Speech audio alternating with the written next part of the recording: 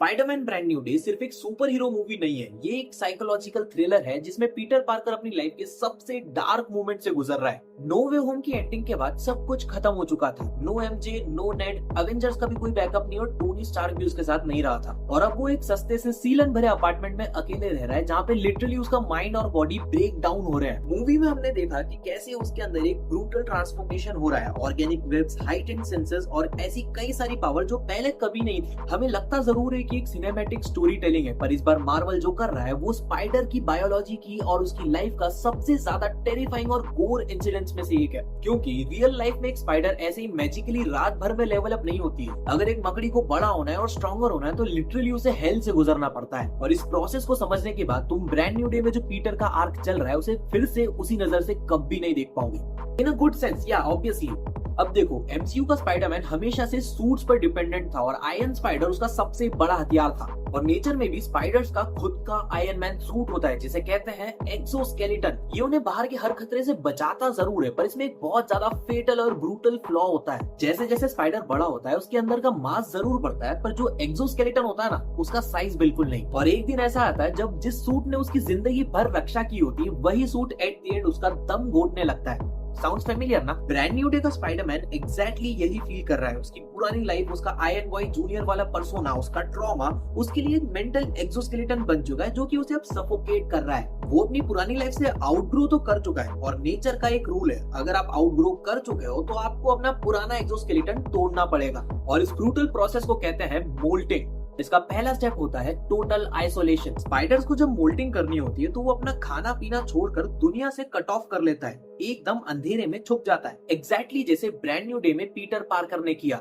वो चाहता तो एमजे और नेड को मेमोरी वाइप होने के अगले दिन ही वो लेटर दे के समझाने की कोशिश जरूर करता, पर उसने चुना कंप्लीट आइसोलेशन क्योंकि वो जानता था कि उसका उन दोनों की लाइफ में होना उन दोनों के लिए ही खतरनाक है। अब स्पाइडर की बॉडी के अंदर एक केमिकल वॉर शुरू होती है। उसकी बॉडी एक स्पेशल एंजाइम को रिलीज करती है जो कि उसके स्किन और आर्मर के बीच की जो जगह होती है ना उसे मोल्ड करने लगती है। Now think about that for a second. तुम्हारी बॉडी के अंदर एक ऐसा एंजाइम रिलीज हो रहा है जो कि तुम्हारी हड्डी और मसल के बीच के एरिया को लिटरली पिघला रहा है। The spider is literally dissolving its own flesh from its skeleton। और ब्रांड न्यू डे में पीटर का इमोशनल ब्रेकडाउन इसी बात को डिनोट करता है। उसका अपने दोस्तों को ना बता पाने का गिल्ट और आंट मे को खोने का दुख उसे अंदर से पिघलाया जा रहा है। पर ये तो सिर्फ शुरुआत थी, असली हॉरर अब शुरू होता है। जब एक स्पाइडर अंदर से पूरी तरीके से बदल जाता है तब वो अपने ब्लड को अपनी अपर बॉडी में इतना वायलेंटली पंप करता है कि उसका जो पुराना एक्सोस्केलेटन होता है ना वो लिटरली पॉप आउट हो जाता है, just like a soda can. और वहां से शुरू होता है उसका एक्सट्रीम स्ट्रगल। उसे उस टाइट आर्मर से अपने हाथ और पैर एक एक करके बाहर खींचने होते हैं। एक छोटी सी गलती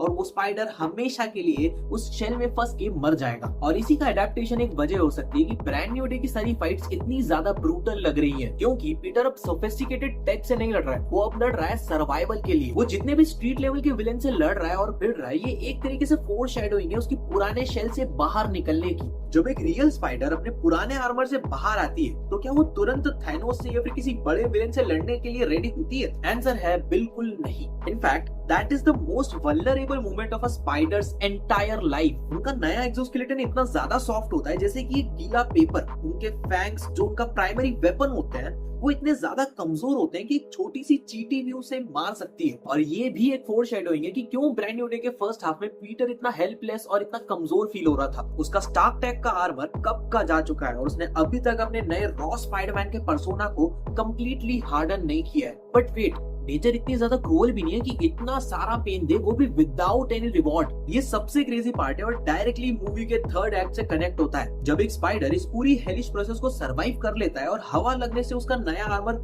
हार्डन हो जाता है तो कुछ मैजिकल होता है। अगर पिछली किसी भी लाइफ और डेथ फाइट में स्पाइडर का कोई भी लेग कट गया था या फिर उसके फैंग टूट चुके थे तो मोल्टिंग के बाद वो कंप्लीटली वापस से ग्रो हो जाते हैं। And that's a brand new upgraded body, बिल्कुल डेडपूल के लेवल का रीजनरेशन। मूवी में जब अगले दिन पीटर उठता है और अचानक उसके ऑर्गेनिक वेब शूट होने लगते हैं तो उसका स्पाइडर सेंस इतना ज्यादा शार्प हो जाता है कि उसे आसपास के ब्लॉक के हर वाइब्रेशन फील होने लगते हैं। ये मार्वल का तरीका है तुम्हें पीटर की मोल्टिंग प्रोसेस दिखाने का।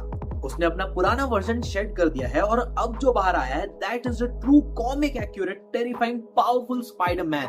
इसीलिए स्पाइडरमैन ब्रांड न्यू डे सिर्फ नए विलेंस और नए सूट के बारे में मूवी नहीं है, ये एक बायोलॉजिकल एंड साइकोलॉजिकल ट्रुथ के बारे में है। ये डिपिक्ट करता है नेचर का सबसे पुराना रूल, तुम्हें अपना आर्मर जो कि कल तक तुम्हें प्रोटेक्ट कर रहा था उसे तोड़कर वल्नरेबल होना पड़ता है ताकि उससे भी ज्यादा स्ट्रॉन्गर वर्जन, अनस्टॉपेबल वर्जन तुम्हारा बाहर उठ के आ सके। पीटर पार्कर ने अपना शेल तोड़ दिया and I can't wait to see what this fully evolved absolute menace of a Spider-Man does next in the MCU। So guys that's it for the video. ये मेरा पहला वीडियो था, अगर अच्छा लगा हो तो hit that subscribe button and I will see you in the next video.